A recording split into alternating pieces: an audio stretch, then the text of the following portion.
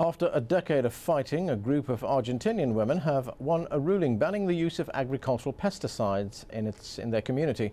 It's a landmark ruling and could help many other Argentinian towns. But it may be too late for this community, as many are already suffering serious health problems. Al Jazeera's Craig Morrow traveled to Cordoba, Argentina, to meet the mothers of ituzaingo. Brisa Herrera, 10 years old and for now healthy. She was once the subject of intense media coverage in Cordoba, the largest city in Argentina's famed Pampas. At age 3, Brisa was diagnosed with leukemia and had to undergo chemotherapy. The cancer went into remission. But the doctors say it could come back in 20 years, or in 1 year, or next month. Sofia Gatica lives across the street from Brisa in the Ituzaingo neighborhood.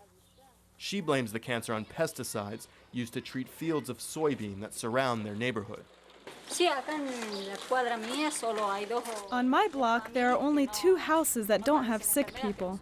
In 2001, Gatica began to organize mothers in the neighborhood to track the cancer.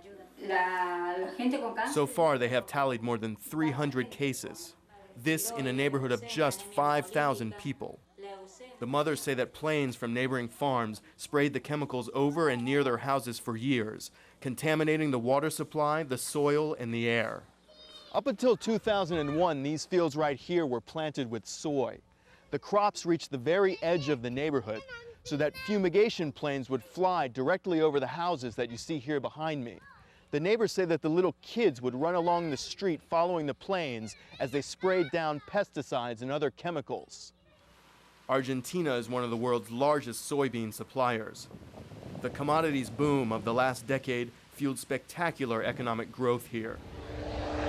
Part of that success was due to the use of pesticides like glyphosate and endosulfan, which increase yields substantially.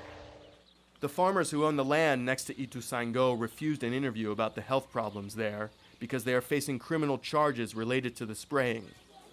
That's because in December, a court in Cordoba banned pesticide spraying within 1,500 meters of towns and neighborhoods. The first ruling of its kind in Argentina, and it comes a good 10 years into the country's soybean boom. It's a fight against interests that are not insignificant. We're talking about very powerful multinational companies. It makes it difficult to make states take them on. Health activists are now organizing communities that have similar stories to Ituzaingo. They fear there may be dozens or even hundreds. And that means there could also be hundreds of women like Susana Marquez, a housewife in Ituzaingo.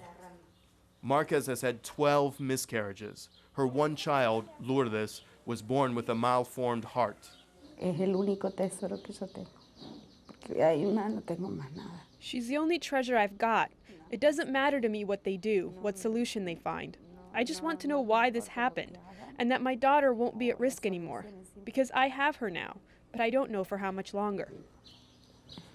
Craig Morrow, Al Jazeera, Cordoba, Argentina.